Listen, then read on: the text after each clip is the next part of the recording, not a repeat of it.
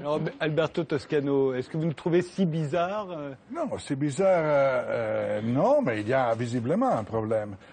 J'ai entendu avec beaucoup d'intérêt Maître Kiesman dire que la France peut être fière d'elle-même depuis 1970 pour la protection de la vie privée.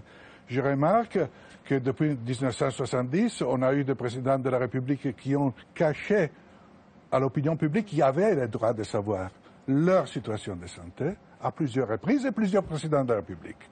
Des présidents de la République qui ont mobilisé les services secrets, j'imagine aux frais du contribuable, pour cacher leur vie privée. Et dans ce contexte, je m'étonne que la presse française ne se pose pas un problème. Alors, deux choses l'une. Parce qu'on est devant deux principes. Et les deux principes sont justes. Le principe du droit d'informer et le principe de la protection de la vie privée. Il faut trouver, évidemment, une médiation entre ces deux éléments.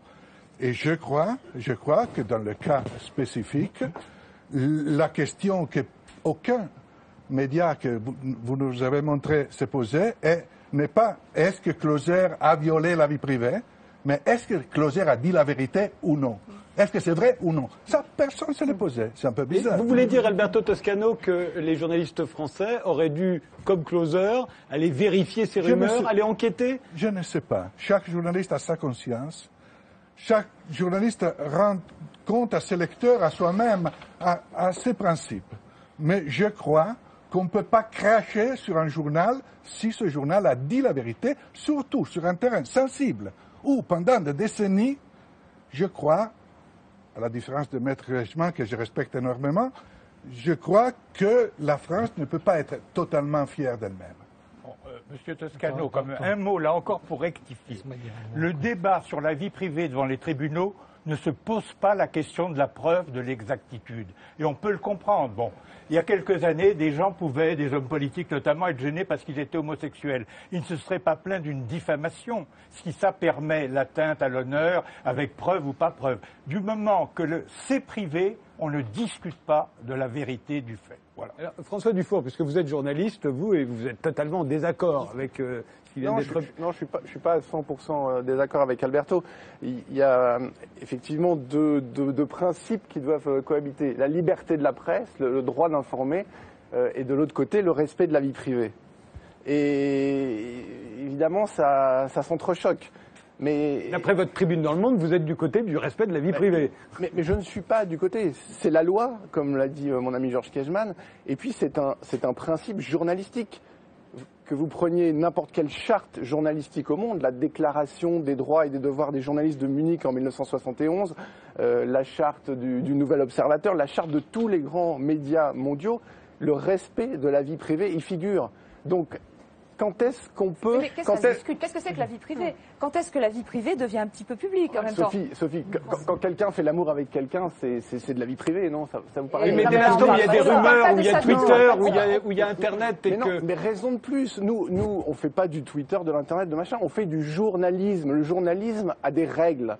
Et la règle, c'est que pour violer ce principe, comme l'a fait Closer a clairement violé le principe de respect de la vie privée, il faut une justification gigantesque. Alors, la justification, ça peut être quoi? Admettons que Closer ait fait un petit peu autre chose. Closer fait une enquête sur la sécurité du président. Et il démontre, alors une vraie enquête, et le titre de une, c'est « Le président n'est pas protégé ». On a fait une méga enquête, on vous le prouve, on vous le prouve. Là, je dis bravo. Mais là, c'est quoi la justification de Closer? C'est un peu hypocrite quand même. Mais non. Avec les mêmes photos, juste le titre différent. Prenez le code américain, le code des journalistes américains. Il dit clairement « Only an overriding need justify an intrusion into anyone's privacy ». Mais là, ils considèrent qu'il y a overriding need. Laissez-le traduire. Il faut une nécessité publique prépondérante, un intérêt public prépondérant pour qu'on aille violer ce principe. Un intérêt public, Frédéric, pas un intérêt du public. C'est une question de traduction un peu quand même. Non, l'intérêt général. L'intérêt général. Il en reste pas moins vrai, parce que c'est un élément que vous avez bien pointé, que quand on fait d'un argument politique l'exemplarité de sa propre vie et notamment de sa vie privée, quand on se met en scène, comme vous l'avez très justement dit, ce qui n'était pas le cas auparavant. Mais on a maintenant 2 présidents l'un après l'autre qui ont mis en scène leur vie privée. Ce qui n'était pas le cas auparavant. Quand on fait de cet argument... Non mais laissez-moi terminer. Quand on fait de cet argument son exemplarité... Dans ces cas, oui. Est-ce que tromper sa campagne est une entorse à l'exemplarité? Il me semble. Il me semble. Parce que là, on parle de cette affaire... Et ça, c'est la concession sans que je fais à Mme Coignard. Attendez, on n'a aucune considération pour Mme Friolet-Valère. Sur le comportement public, politique du président. Il y a un arrêt de la Cour européenne des droits de l'homme qui considère, en l'occurrence, que cette exemplarité ou non de la vie privée peut intéresser légitimement le public. Donc, vous avez 2 lectures du droit, elles sont différentes. Vous évitez le sujet actuel. Jean-Michel Rive. Revenons à l'affaire actuelle. De quoi parle-t-on? J'entends des grands discours Laissons les créateurs s'exprimer. Des grandes histoires juridiques. De quoi parle-t-on? On découvre tout d'un coup qu'un président qui avait de l'humour et qui a beaucoup d'humour a peut-être aussi de l'amour. C'est très rassurant. Il a les deux. C'est formidable. La deuxième chose, de quoi parle-t-on? On parle d'une... Attendez, Madame Joanneau, on vous a entendu beaucoup, avec beaucoup d'intelligence, et une démonstration, un raisonnement magnifique. Mais de quoi parle-t-on? On parle d'un homme qui est amoureux, d'un homme qui a une petite histoire d'amour, c'est pas tout à fait sûr. Ça provoque quoi? Ça provoque des centaines de débats, ce qui permet à l'économie des journaux d'aller mieux. D'ailleurs, ça offre à la presse qui est moribonde un peu plus de ventes, ça permet de faire des émissions comme ça. Mais franchement, il y a eu crime. Qu'est-ce qu'il y a eu? Comment? Je veux dire, et puis en plus, qui est-ce qui parle? Quand on parle de Closer, qui est un journal, comment il raconte ça? Quand Louis XIV avait 150 maîtresses, Closer, c'était Saint-Simon. C'était mieux. Il faudrait que la presse soit un peu plus haute. Louis XIV s'en foutait. Oui. Non, mais je veux dire, de quoi parle-t-on? Quel est ce crime? De quoi parle-t-on? En quoi? Il faudrait revenir au sujet. On parle de politique, là. Mais en quoi ça? Pas de droit. La politique, il est moins bon président. Il a fait la meilleure, comme on l'a dit, conférence de presse. Non, mais vous êtes un petit peu en plus. Revenons au sujet. Oui, alors Philippe Solers. Oui, vas-y Philippe. Parce que la question est symbolique. Évitons toutes ces conversations générales sur la vie privée. Tout ça n'existe plus parce que vous vivez de toute façon dans un monde sous surveillance. La NSA est en train de nous écouter et de vous filmer en permanence. Tadei, Kejman, voilà, Toscano. Toscano est particulièrement écouté parce que par la NSA.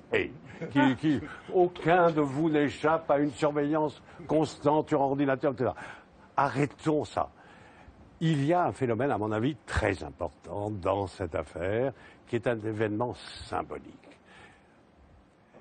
Monsieur François Hollande, président de la République française, n'est pas marié à Madame Trierweiler, qui est sa compagne, qu'il a transformée, ou que les institutions ont voulu transformer, en première dame de France, comme on dit élégamment, avec des bureaux à l'Élysée, etc., une couverture, etc. Elle a fait le nécessaire pour incarner cette histoire de première dame de France. Et maintenant, nous sommes dans la question de savoir s'il y en a une deuxième et s'il n'y en aura pas bientôt une troisième, parce que le président soit amoureux, c'est tout à fait exaltant pour un Français de considérer qu'il a repris la main et qu'il, avec un scooter, parce qu'il faut le faire quand même, il s'envole. Et là, c'est très très beau, je suis pour. Maintenant, le fait qu'il ne soit pas marié, ça c'est très très important, parce que va devenir cette première dame dépressive, qui a besoin d'argent sûrement, qui a 3 enfants. Non. Mais si, c'est très important. Mais si.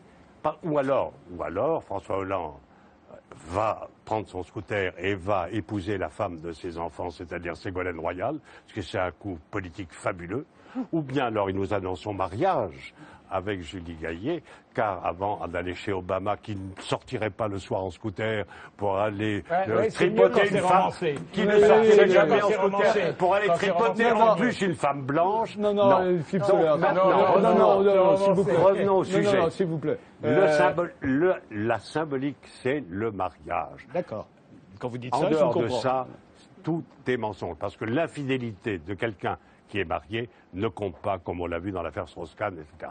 Quelqu'un qui est infidèle alors qu'il est marié, ça ne compte pas. Tandis que là, ça attire une attention, à mon avis, exacerbée. Pardon. Bon, Philippe Solers, j'enrichis votre réflexion en rappelant ce mot de Guitry, quand vous ne savez pas comment rompre, épousez. Gérald Bronner, il y a dans votre livre le dilemme du prisonnier. Et qui s'applique aux médias. C'est-à-dire qu'à partir du moment où il y a rumeur, où il y a Twitter, où il y a Internet, au fond, la presse est prise en otage. Alors, est-ce que vous pouvez nous expliquer le dilemme du prisonnier? Ben oui, mais je crois qu'en fait, cette histoire n'est intéressante de mon point de vue, en tout cas, parce que je la trouve très triviale, pour vous dire la vérité, que parce qu'elle est symptomatique. Elle est symptomatique d'une dérégulation totale du marché de l'information, qui a sans doute des aspects positifs, mais qui a aussi des aspects très inquiétants, en l'occurrence. Et j'y vois là deux éléments dans ce que vous avez présenté. Premièrement, vous avez vu tout à l'heure, quand on a vu le journal de 20 heures, on est dans l'empire de la prétérition. C'est-à-dire, nous n'en parlons pas, mais nous sommes en train d'en parler, en réalité. C'est sans doute ce que nous faisons aussi ici. Et puis le deuxième élément relève de ce qui s'est passé lors de la conférence de presse de François Hollande, mardi.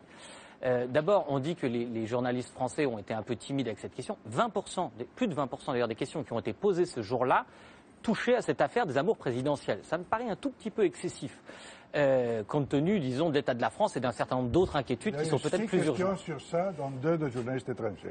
Plus de 20% des... Et dont la première, manifestement préparée et négociée avec l'Élysée. Écrite directement par l'Élysée.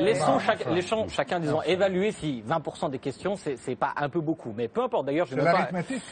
Ce qui est intéressant, c'est que le premier journaliste qui a posé la question, et là, je trouve que c'est tout à fait emblématique, il l'a fait d'abord avec beaucoup de gêne, ceux qui ont vu les images, et puis c'était dans les 4 premières minutes, et il a posé cette question que nous avons tous entendue, et il l'a, comme vous le savez peut-être, tweeté « Albert Londres, pardonne-moi ». Ce qui veut dire, c'est totalement la situation dilemmatique des journalistes qui, d'une part, savent le bien, mais on dirait sont incapables de le produire. C'est-à-dire qu'ils connaissent l'intérêt général, ils savent bien dans le fond, c'est un avis que je partage avec mes amis qui sont ici, ils savent bien dans le fond que ça ne servira certainement pas la sphère politique d'être contaminée par un certain nombre d'éléments de vie privée, parce qu'il faut faire attention quand on met le doigt là-dedans, jusqu'où va la vie privée. C'est-à-dire ça peut être aussi des activités sexuelles très précises. Quel type d'activité sexuelle? On peut aller loin incrémentiellement dans le dévoilement de la vie privée et considérer que c'est vrai. Ce qui est vrai n'est pas forcément toujours dissible dans l'espace public, je regrette. L'un ne va pas forcément avec l'autre. Alors, et donc on est dans cette situation du dilemme du prisonnier, où on a 2 prisonniers, c'est ça l'histoire, c'est une fable bien connue de la théorie des jeux, qui auraient tout intérêt à se protéger l'un l'autre, ils savent où est le bien, mais dans la concurrence qui leur est livrée, ils sont obligés d'avouer, et ça nuit évidemment à l'intérêt général. Le problème, c'est la concurrence effrénée qu'il y a aujourd'hui entre les médias, ça date depuis un certain temps. C'est un signe très positif, la concurrence des médias, je terminerai là-dessus. Évidemment, personne ne souhaiterait vivre dans un monde où il y a un monopole étatique. Ça a existé dans l'histoire et on n'a pas envie d'avoir une Pravda ou quelque chose comme ça. Mais tout se passe comme si, à un certain niveau de pression concurrentielle, cette pression concurrentielle n'était plus favorable, disons, à la qualité de l'information, mais elle lui était défavorable, ne serait-ce que par le temps de vérification de l'information qui tente à diminuer. Et c'est préoccupant, si on veut, sur ces affaires triviales. Moi, ça me préoccupe plus sur des questions techniques, d'ordre scientifique, etc. Voilà. C'est révélateur aussi. C'est intéressant parce que c'est révélateur de l'obscénité de certains hommes politiques qui ont récupéré ce qu'a dit Copé, ce qu'a dit Mélenchon, ce qu'a dit Frédéric Mitterrand. Quand on parlera de la fonction. Non mais je veux dire, en plus, ça fait émerger tout d'un coup les gens qui se jettent comme des hyènes sur le moindre chose pour récupérer ça pour une manière politique que je trouve absolument obscène. François Dufour.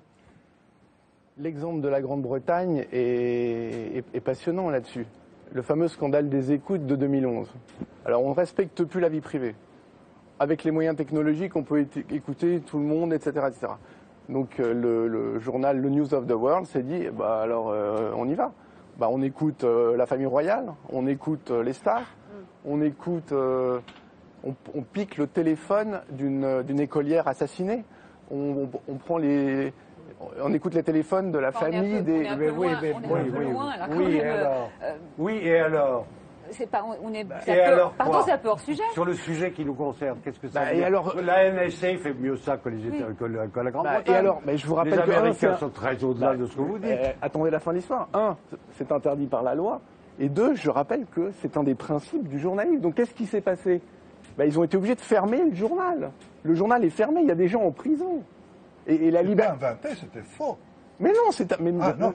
Quand le journal a fermé, c'était faux. C'était inventé, c'était un faux scoop. Il y a quand même une différence entre la vérité et le mensonge. Mais non. S'il n'y a plus de limite, on fait n'importe quoi. Quand on avait fait ce montage photographique mettant en cause l'épouse de Georges Pompidou, c'était faux. Seulement, il a fallu des mois pour que ça soit établi. Et quand le mal est fait, il reste toujours une trace. Calomnier, il restera toujours quelque chose. Et ce qu'on a fait à Dominique Strauss-Kahn pour des choses qui n'avaient pas une relation directe avec l'affaire américaine a été indécent. J'en conviens. Moi, je pense que l'information aujourd'hui est en crise dans tous nos pays. Et quand on dit que les journaux écrivent parfois des choses injustes, des bêtises, pour vendre plus. Vous avez totalement raison. Totalement raison. On est dans cette situation de crise de l'information, c'est vrai. Alors la question est qui est le juge? Pour moi, le juge est le public. Pour moi, le juge est l'opinion publique.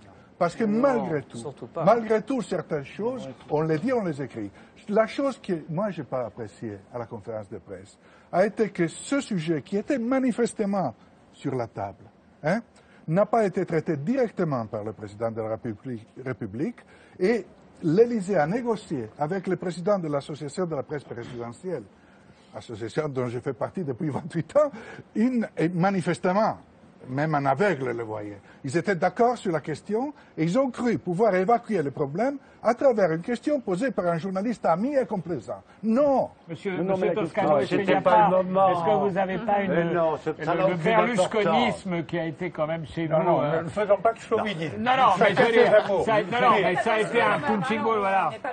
Non, mais je veux dire, c'est intéressant. Si quelqu'un n'est pas chauvin, c'est moi. Non, mais je veux dire, l'entraînement que vous avez eu avec Berlusconi, de la révélation permanente de tout, est-ce qu'il faut l'appliquer de la même façon? Moi, je vous pose une seule question, M. Toscano. Dans ce cas précis de l'homme au scooter qui, par son casque, a montré symboliquement qu'il choisissait la vie privée, est-ce que vous trouvez que ce qu'on a révélé était important pour l'intérêt public? C'est ça la question. Oui.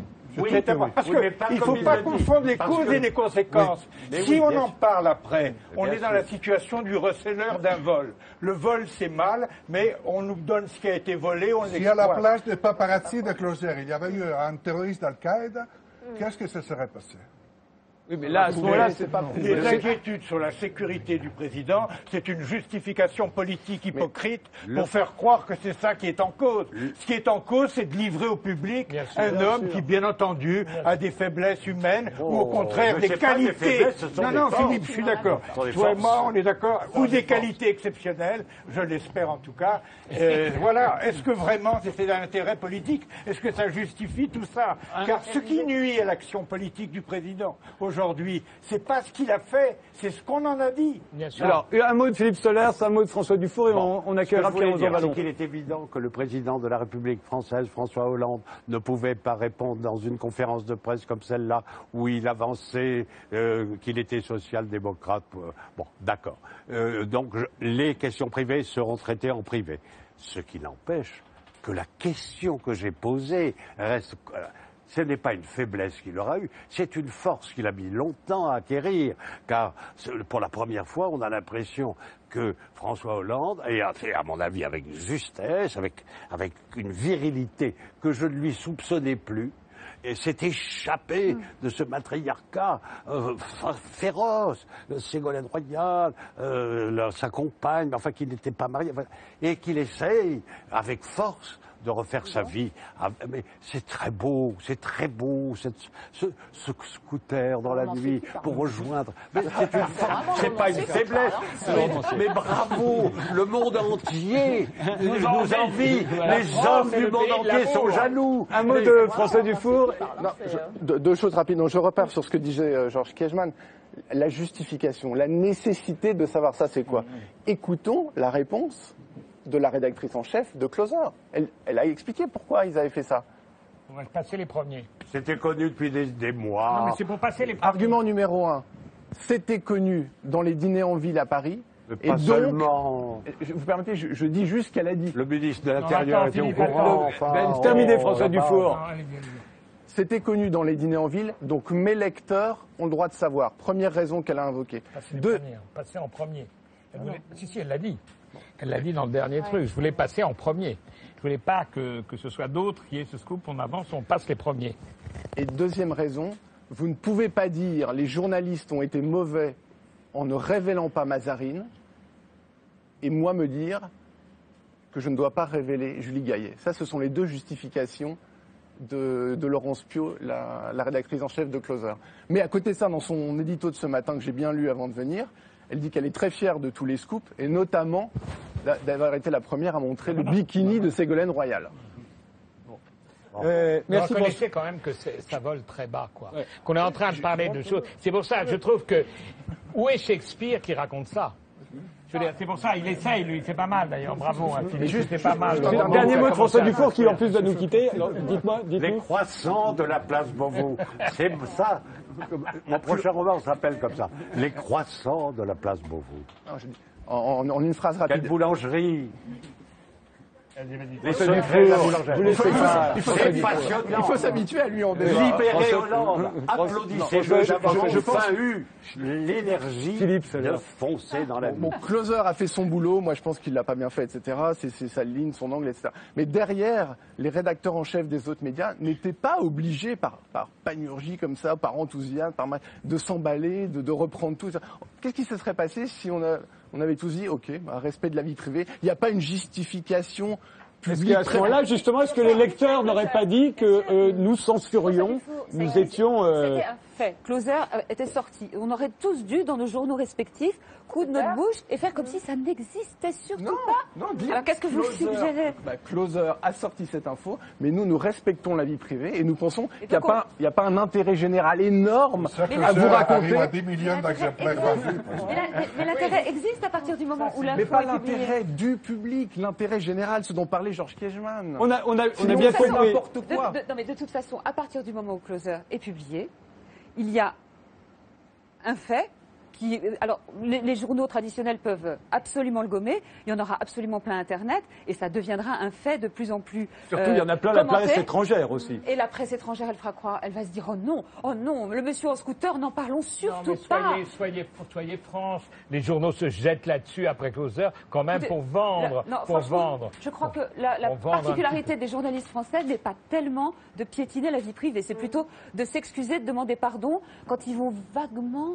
au contact de tout ça. L'affaire Strauss-Kahn n'a jamais été la chose qui a fait vendre le plus de journaux. Je sais bien que la presse est en difficulté, mais reconnaissez quand même, ne dites pas que vous avez fait ça pour le bien public, pour l'intérêt général, vous avez fait ça pour vendre des journaux. Non, je vous interromps parce que j'ai annoncé tout à l'heure, on va très vite en venir aux conséquences justement sur la fonction présidentielle. Je remercie François Dufour d'être venu et je vais demander à Pierre-Rosan Vallon de venir nous rejoindre.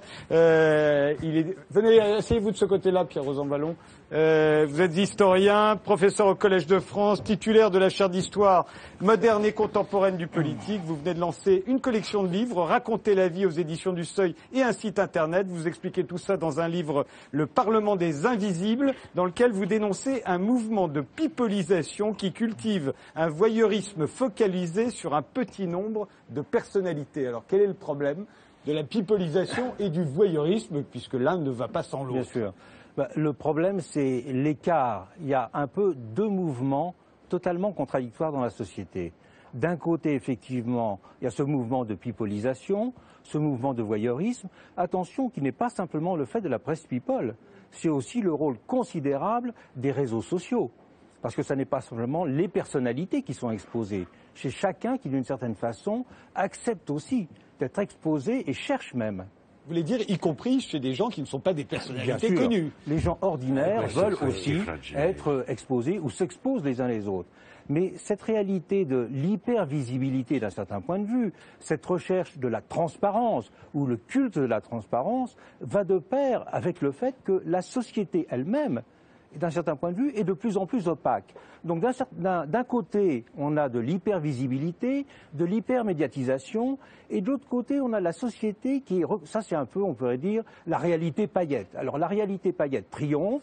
De l'autre côté, on a aussi la société qui est ensevelie sous les stéréotypes, les slogans, les grandes phrases, le peuple, les classes populaires, les immigrés, les bobos. Mais la réalité vraie, si je peux dire, c'est celle qui est la grande perdante dans tout ça.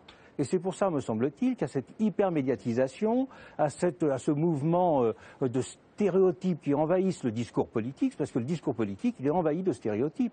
Il est loin de la réalité. Là, vous voulez dire le discours qu'on entend en ce moment même sur l'affaire qui nous occupe ici? Exactement. Et en général, eh bien, je pense qu'il faut opposer à cette espèce de transparence factice qui, au fond, produit de l'opacité.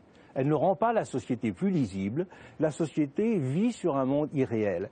Et cette société qui vit sur un monde irréel, c'est une société qui se décompose, qui se délite, qui est une société qui est minée par la défiance. Donc l'enjeu n'est pas simplement de réguler l'hypermédiatisation.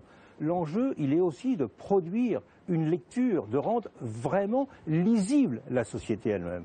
Rendre lisible, c'est quelque chose de différent. Est-ce que vous ne pensez pas aussi qu'il y a un drame qui est la simplification du langage en permanence? C'est-à-dire que cette volonté de décomplexer le langage, de se décomplexer alors que le langage doit être complexe, ça le réduit, ça l'amenuise et on arrive à une espèce de cri de haine ou cri primal. C'est-à-dire que la réduction du langage fait aussi quelque chose, je trouve, de terrible. Bien sûr, mais ça veut dire justement qu'il faut passer des idées générales à une compréhension incarnée de la réalité.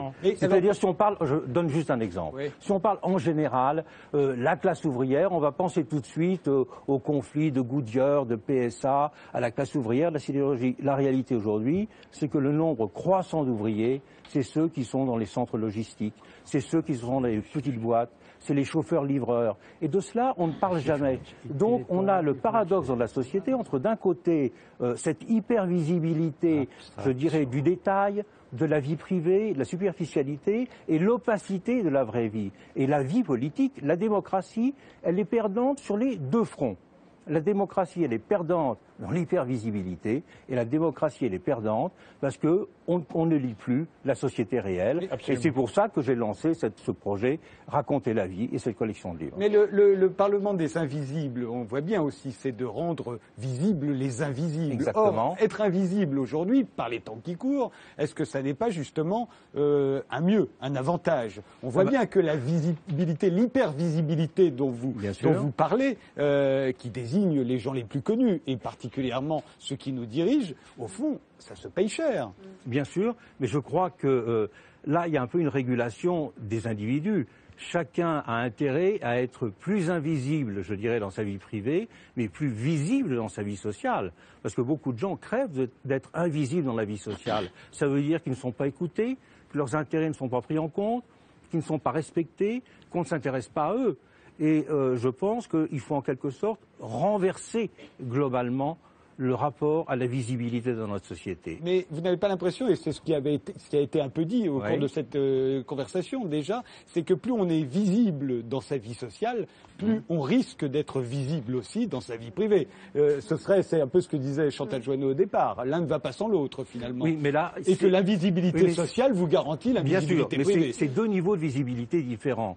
Il y a un niveau de visibilité, celui que j'appelle de mes voeux, c'est connaître ce qui se passe vraiment dans les sous-sols de la société. Aller en bas, savoir ce qui se passe vraiment dans la réalité. Ça, c'est quelque chose d'important. Et puis, il y a un certain nombre de personnes, parce qu'elles ont des responsabilités politiques, parce que ce sont des personnalités médiatiques, dont la vie sociale est exposée. Mais c'est deux problèmes qui sont, à mon avis, différents. Je pense inévitable que pour ceux qui sont exposés parce qu'ils ont des responsabilités éminentes, la frontière entre le privé et le public soit plus difficile à défendre. Mais ça n'est qu'une petite partie du problème. Le problème, c'est que toute une partie de la société, elle est inconnue. On ne parle pas d'elle. Il y a beaucoup de Français, leur réalité, on n'en parle pas. Et c'est de cela, c'est ce qu'on appelle la crise de la représentation, si vous voulez. Mais la société française et la démocratie française, elle crève de ça aujourd'hui. Il y a un murmure des invisibles qui sont dans les bistrots. Et le travail absolument extraordinaire que fait Jean-Marie Gouriot depuis 25 ans d'écouter ce qui se passe dans les bistrots. Les brefs de comptoir qui se passent dans les bistrots. On entend tout d'un coup ces gens qui ne parlent que là, parce qu'ils ne peuvent plus parler ailleurs, qu'on ne connaît pas, et qui disent le monde de manière extraordinaire. Cette phrase qu'a dit un type, l'avenir, je préférais celui d'avant, qui sont des phrases de langage extraordinaire et qui sont ces gens qu'on n'entend pas ni dans les journaux ni à la télévision et qui sont justement ce sous-sol de l'humanité qui s'exprime encore dans des lieux de solitude. Et je pense que c'est vrai qu'il faut qu'on les entende, ces gens-là. En ce moment, ils parlent de quoi? Ils parlent de l'affaire... Pas seulement. Bon, Pierre Rosanvallon, Vous dites, et je pense qu'on est tous d'accord avec ça, qu'il faut déplorer qu'il y a des gens visibles parce qu'ils ont une fonction sociale, d'autres qui ont une fonction aussi méritoire à un certain niveau, mais qui sont laissés dans l'obscurité. Mais si on se recentre sur notre sujet, ces gens qui sont effectivement visibles, c'est-à-dire les hommes politiques, est-ce qu'on doit considérer la visibilité comme un tout? Est-ce qu'il n'y a pas des visibilités légitimes et des visibilités illégitimes? C'est-à-dire que quand on attire l'attention sur des anecdotes amoureuses sans signification profonde, est-ce qu'on n'est pas en train d'écarter les gens d'une réflexion sur les vrais problèmes? Monsieur Toscano était étonné qu'on n'ait posé que 20% de questions dans une conférence de presse du président de la République sur sa vie privée. Mais moi, je m'étonne qu'on ait posé 20%, car c'est 20% en moins enlevé à l'explication sur les vrais problèmes. Bien sûr, mais je suis tout à fait d'accord. Mais s'il y a aussi, il faut réfléchir. Pourquoi il y a cette espèce de passion, parce que c'est une passion populaire, pourquoi il y a cette passion populaire pour la presse people? S'il y a une passion populaire pour la presse people, c'est qu'il y a aussi une sorte de compensation. Les gens ont le sentiment qu'ils vont manger du responsable, qu'ils vont bouffer de la réalité parce qu'ils en sont d'un certain point de vue privé. Et je crois que s'il y a un devoir de la presse aujourd'hui, c'est de créer une presse qui développe un sens de la curiosité sociale, absolument, qui crée en quelque sorte, je dirais, un contre-feu à la presse people. Absolument. Parce que la presse people, c'est bouffer du ragot, c'est bouffer de la réalité superficielle. Encore une fois, on devrait manger de la vraie réalité. Vous employez le mot bouffer. C'est extravagant. C'est bouffer. Enfin. Oui, moi, je voudrais poser une seule question, excusez-moi, une seule question pour revenir au fond du problème. Est-ce que vous approuvez ou pas le fait que, par exemple, Dominique Strauss-Kahn ait l'intention de porter plainte contre un roman? Je parle de littérature. C'est très important. Je m'intéresse à la littérature d'abord. La littérature dit la vérité sociale de bas en haut. Voilà. De Zola à Mallarmé, cher aux Orbanon. La littérature, c'est ça le problème. La littérature parle de la société comme aucun sociologue ne peut vraiment en parler, et que les gens racontent leur vie, c'est possible, mais pour entrer dans la vie, il faut la littérature. Alors, que pensez-vous? En effet, parce que c'est le problème, par exemple, enfin, vous avez lu ça aujourd'hui ou hier, que Dominique Strauss-Kahn veut essayer de pénaliser Régis Geoffrey, qui a écrit un livre en parlant de lui. Donc, là, attention, nous entrons dans les vrais sujets. Non, pardonnez-moi. Alors, dites-moi ce que vous en pensez. Le vrai sujet, c'est de comprendre qu'aujourd'hui, effectivement, pour mieux connaître la société, je suis d'accord avec vous. Le roman est une forme d'attention aux personnages, à la réalité, qui est indispensable pour connaître la réalité. Mais moi, je ne sépare pas l'effort du romancier de l'effort du grand reporter qui va sur le terrain. Regardez quand Florence Aubenas écrit Le Quai de Ouistreham. Je ne sépare pas cet effort de celui du chercheur en sciences sociales qui va lui aussi enquêter sur le terrain. Je pense que ces différentes voies, on a besoin de les rassembler. En tout cas, moi, c'est ce que j'essaie de faire à travers cette expérience de raconter la vie. De ça, on a besoin, c'est produire de la vraie visibilité, produire de la lisibilité de la société. Mais ce qui va durer, c'est un enjeu démocratique. Ce qui va durer, c'est la littérature. C'est Zola qui dit. Et c'est si on réussit cela qu'on fera reculer cette hypermédiatisation, je dirais, toxique. Chantal Joanneau. Je vais rebondir sur quelque chose que vous avez exprimé sur l'hypermédiatisation toxique, les journaux People. Les politiques, le président, mais il n'y a pas que lui, donc c'est pas une attaque personnelle, soyez rassurés. Les politiques jouent beaucoup avec la presse People. Ils se mettent en scène dans la presse People, ils mettent en scène un espèce de personnage parfaitement idéalisé qui répond à tous les stéréotypes que vous évoquez. Et ils mettent en scène leur propre exemplarité. Et donc c'est vrai qu'en jouant avec le feu, on se fait parfois prendre à notre propre piège. Et en l'occurrence, l'exemplarité d'un homme, elle n'est jamais, ou d'une femme d'ailleurs, elle n'est jamais totale. Et derrière la question d'ailleurs de l'exemplarité, la question que pose Closer, c'est qu'en France, finalement, respecter ou non sa campagne n'est pas une question d'exemplarité. On va considérer que ça ne rentre pas dans le débat sur l'exemplarité. Et ça, c'est un débat de fond, parce qu'on parle de tout le monde. On n'a jamais parlé dans notre débat du respect ou non de Mme Trierweiler. Oui. Je n'ai pas d'amitié particulière, mais on n'en a jamais parlé. Alors, c'est un autre... Je vous interromps une seconde sur l'exemplarité. sans rentrer dans les détails, on vous a vous-même prêté des liens qui étaient certainement faux, je veux bien le croire, et en plus qui n'avaient pas à être invoqués. Est-ce que ça ne vous a pas choqué? Est-ce que ça ne vous a pas blessé? Mais ça m'a blessé, ça a surtout blessé mes proches. Mais ça a surtout blessé mes proches. Mais en l'occurrence, il y a une différence entre une rumeur dont vous savez, comme vous l'avez exprimé tout à l'heure, qu'il faut de toute façon, on la gomme jamais. Bon, quoi que vous fassiez, vous ne la gommez pas. Nous ne sommes pas seulement un misérable petit acte secret. Dans ces secrets, il y en a qui méritent d'être respectés, sinon la vie n'est plus possible. Ça, absolument évident. Alors, une remarque d'un mot sur ce que disait Philippe Solers, c'est un faux problème, le problème de Strauss-Kahn contre Geoffrey, parce que là, il ne se plaint pas d'une atteinte à sa vie privée, il se plaint d'une diffamation, c'est-à-dire du fait qu'on le traite de violeur. Bon, enfin, on s'écarte. On fera ça dans la faculté Alberto Toscano et Gérald Bronner voulaient... Deux petites choses. Moi, je ne me suis pas étonné du peu de questions qui ont été posées. Je me suis étonné de la façon où les questions ont été posées de la part des journalistes français. Et la question, ce que dit le professeur Rosanvallon est extrêmement intéressant. Je voudrais apporter ici un exemple italien, professeur. On se demande qu'est-ce que c'est la société réelle. Magnifique. La société réelle n'est pas celle que les intellectuels ont toujours cru, ni en France, ni en Italie. En Italie, on a découvert qu'est-ce que c'est la société réelle. On l'a découvert à travers des élections. Et on l'a vu voter Berlusconi. On a vu que la société réelle est malheureusement beaucoup pire de ce que les intellectuels ont toujours cru pendant des décennies. La société réelle est telle qu'elle est, l'information est telle qu'elle est, on ne peut pas empêcher à l'hypermédiatisation, surtout aujourd'hui qu'il y a Internet et il y a 1000 moyens, on peut seulement espérer dans un processus de réelle maturation de la part de l'opinion publique. Mais on n'obtient pas ce résultat à travers une méthode du haut vers le bas. Les bons professeurs intellectuellement sains qui expliquent au peuple... Ah, c'est pas, pas question de ça. Non, je parle pas de vous. C'est le contraire, là. Non, mais excusez-moi. Je parle pas de vous. Je parle pas de vous. C'était pas en polémique avec vous, surtout pas. Mais je me dis, il faut se rendre compte qu'il y a une réalité de la société qui est difficile à gérer. Et que pour l'information, le problème n'est pas d'empêcher, le problème est de débattre librement. Et seulement à travers un débat libre, on fera sortir ce qu'il y a de mieux et on mettra en difficulté ce qu'il y a de pire.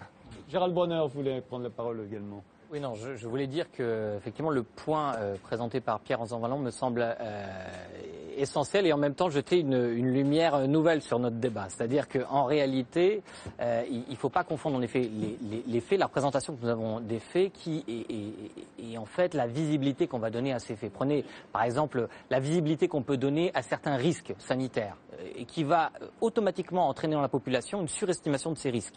Par exemple, on sous-estime les risques cardiovasculaires, alors que ce sont les risques les plus courants. On va surestimer les risques qu'on a à mourir dans une inondation, etc. Tout ça est assez documenté. Donc, ce qui est assez intéressant, ce que je trouve dommageable dans l'affaire dont on parle, c'est que ça donne une certaine visibilité, notre temps de cerveau disponible étant limité, à des faits qui sont relativement triviaux relevant de la politique. Et du coup, ça décentre le centre de gravité de notre intérêt politique, alors qu'il y a des questions qui sont tout à fait essentielles. Donc moi, je trouve assez dramatique l'idée que il faille s'indexer sur la demande supposée, comme il était dit tout à l'heure, sur l'opinion publique, et je me mets là-dedans. Parce que qu'est-ce que ça va créer? Ça va créer une forme de démagogisme cognitif permanent, c'est-à-dire une indexation sur les pentes les moins honorables de notre esprit. Et je me mets dedans. Qu'est-ce qui s'est passé quand Closer a publié son article? Le jour même, bien avant que toutes les journalistes soient embarqués dans le traitement de cette information, vous aviez un pic de recherche Internet Google sur Julie Gaillet, n'est-ce pas? Donc vous voyez bien que là, il y a une passion, une demande, et il y a une offre qui prend le risque, qui a la tentation évidemment de s'indexer sur cette demande. Donc c'est un jeu, c'est une valse de dupes, une danse de Saint-Guy qui s'arrêtera jamais si on ne prend pas un peu de distance pour réfléchir. Moi, je crois que pardon, mais je pense que c'est pas du tout comme ça que ça se passe dans les rédactions. Pour ce que j'en connais un peu, non, c'est par déontologie, on a compris que vous avez tous personne parlé s'est de ça, gratté la tête en disant alors il y a un gros pic de demandes Julie Gaillet sur Google et donc on va faire ça. Il y a un fait qui s'est imposé. Alors après, mais non, c'est pas ce que j'ai dit. J'ai pas dit que vous êtes indexé là-dessus. J'ai dit que c'est un fait. Vous dites que la presse s'indexe sur la demande. Vous m'avez mal compris. Ce que je veux dire, c'est qu'il y a un fait qu'il y a une demande potentielle. On est tous un peu voyeurs. Et encore une fois, je pense que nous tous, si on ne savait pas qui était Julie Gallet, on serait bien allé regarder ses photos pour voir à quoi elle ressemblait. C'est normal. C'est ça que je veux dire. Je dis pas que les journalistes ont regardé Google Tendance et se sont dit, oh vite, faisons des articles. Je dis qu'on est tous dans le même bateau et qu'il y a une demande et une offre. Et je trouve assez dangereux, d'un point de vue déontologique pour le journaliste, de immédiatement, automatiquement s'indexer l'offre d'information sur la demande. Non, c'est pas une indexation sur la demande. Ça s'appelle de la démagogie en politique, par exemple. Pardonnez-moi, ça n'est pas une indexation sur la demande. Sincèrement, même un journaliste stagiaire aurait compris qu'il s'agissait d'une publication qu'elle est évidemment susciter énormément de commentaires, etc. Expliquez-moi pourquoi tous les journalistes trouvent que c'est dommageable d'en parler, voudraient ne pas en parler et finalement en parlent tous. J'arrive pas à comprendre. Ça, c'est un mystère, effectivement. Pierre Rosanvallon, un dernier mot et après on passera aux conséquences sur la présidence. Non, voilà. Pour moi, le problème n'est pas simplement de prononcer, je dirais, des jugements de la position de Cyrus. Le problème aussi est de savoir ce que chacun peut faire en tant que professionnel du livre, du théâtre, du journalisme. La réflexion de Gérald Bronner tout à l'heure est très intéressante, c'est de dire que très longtemps, la concurrence entre journaux a été quelque chose de vertueux, ça a amené à faire plus d'enquêtes de qualité, ça allait vers la qualité. Aujourd'hui, on voit qu'un certain type de concurrence, au contraire, baisse la qualité. Et donc je pense que là, il y a un enjeu pour chacun. Pour l'homme de théâtre. Quand le journal parisien invente l'arrivée de Nunges et Colli en Amérique, c'est pas faire de la qualité, c'est faire... c'est mentir. C'est très bien. La concurrence entre journaux a toujours amené à des dérapages, depuis Gutenberg. Vous faites allusion juste à Nunges et Colli, on avait annoncé leur arrivée, alors qu'en fait, ils s'étaient écrasés. D'accord, mais enfin, il faut dire quand même que le monopole n'est pas forcément la voie de la sagesse. Mais en tout cas, ce qui est sûr, c'est qu'on luttera aux différents endroits, en homme de théâtre, en homme de science, en tant que journaliste, si chacun, justement, a le souci de produire un autre type de connaissance de la société.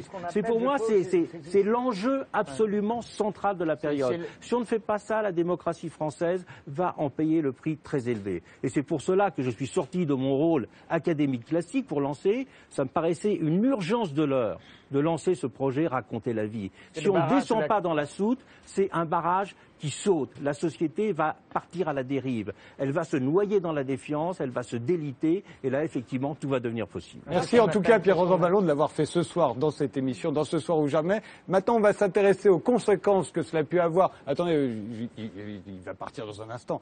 Les conséquences que ça a pu avoir sur la présidence de la République, sur la fonction. Écoutons ce qu'en ont dit nos hommes politiques.